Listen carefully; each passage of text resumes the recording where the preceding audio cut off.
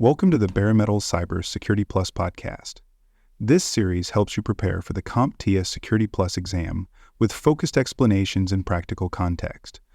For a companion study guide, check out the Achieve CompTIA Security Plus 701 Exam Success by Dr. Jason Edwards. It is the most concise and complete Security Plus guide on the market, built for busy professionals who want to pass the exam fast and on their first try. You can find this book and others at cyberauthor.me. Strong cybersecurity begins with knowing your data. What you have, where it lives, who owns it, and how long it should be kept. These are all fundamental questions for achieving compliance and securing your organization.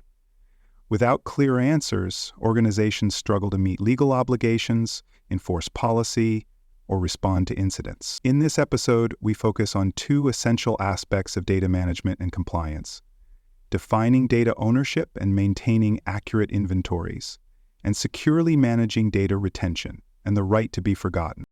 Let's begin with data ownership and inventory.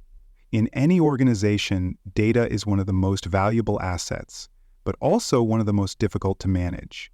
Business units generate and consume massive amounts of information across email systems, databases, file shares, cloud services, and mobile devices. Without clear data ownership, no one is accountable for maintaining security controls, monitoring access, or ensuring compliance with data handling policy. Data ownership means assigning responsibility for specific sets of data to defined roles. These roles may be assigned to business leaders, system administrators, department heads, or other data stewards. The owner is responsible for classifying the data, determining who has access to it, and ensuring it is protected in line with organizational policies and applicable regulations.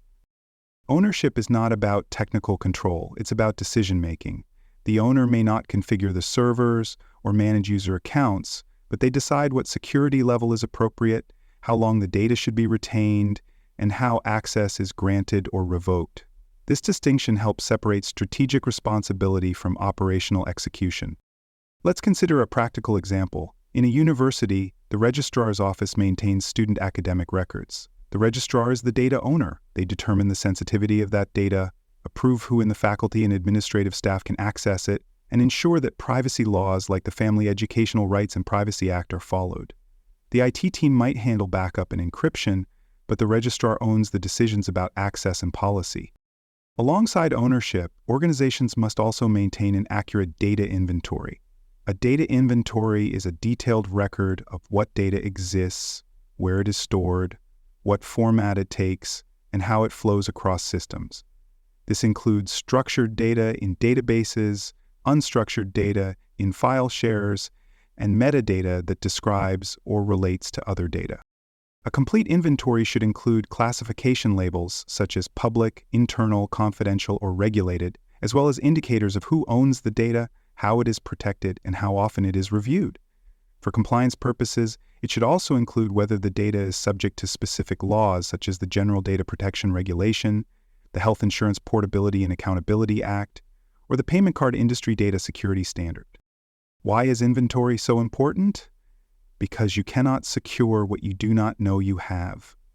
When an auditor asks for evidence of access controls for regulated data, or when a regulator requests information about how data subject rights are handled, your inventory is your first and best source of truth.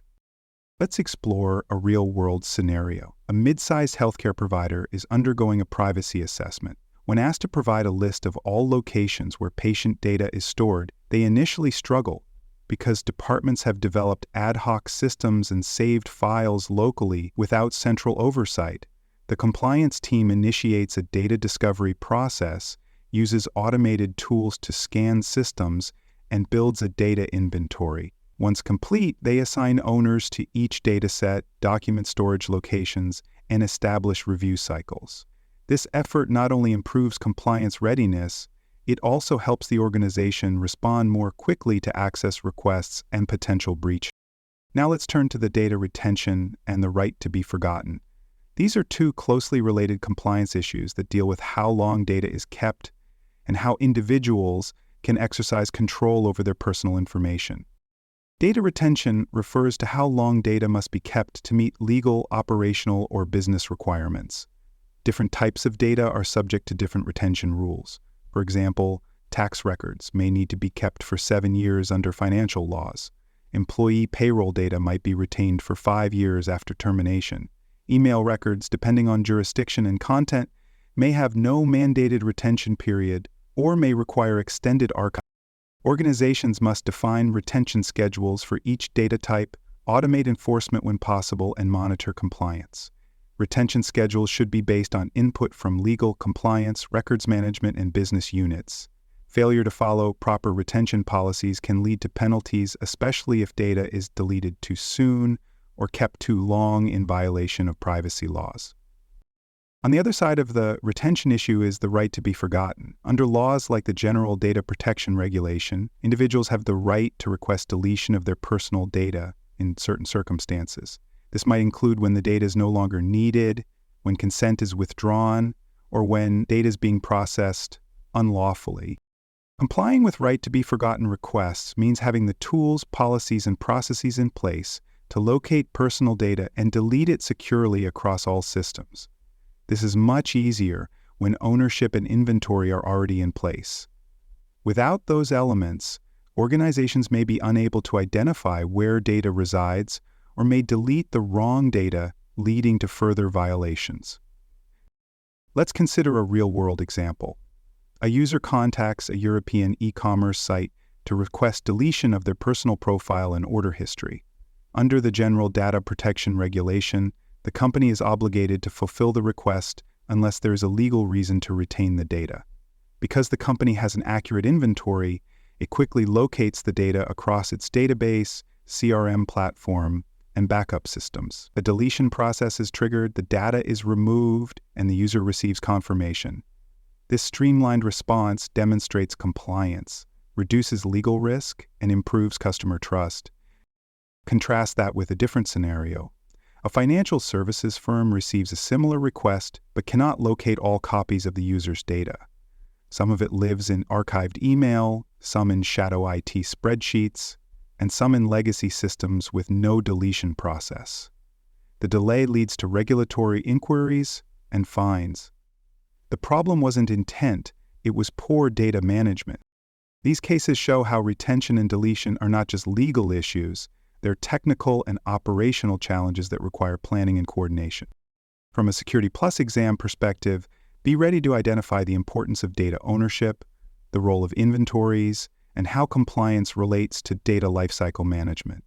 Expect questions that describe a scenario where a data deletion request is submitted or where a retention policy is violated. Be prepared to distinguish between technical controls and governance responsibility. Here's a quick tip. If the scenario focuses on who decides how data is used, it's about ownership. If it talks about where data is stored, that's about inventory. If it involves how long data is kept, think retention. And if it involves a request to remove personal data, it's about the right to be forgotten. Thanks for joining us for this episode of the Bare Metal Cybersecurity Plus podcast. For more episodes, tools, and study support, visit us at baremetalcyber.com. And before you take the test, make sure to check out the practice questions in the book Achieve CompTIA Security Plus SY0-701 Exam Success by Dr. Jason Edwards. They cover every domain and are a powerful way to lock in your knowledge.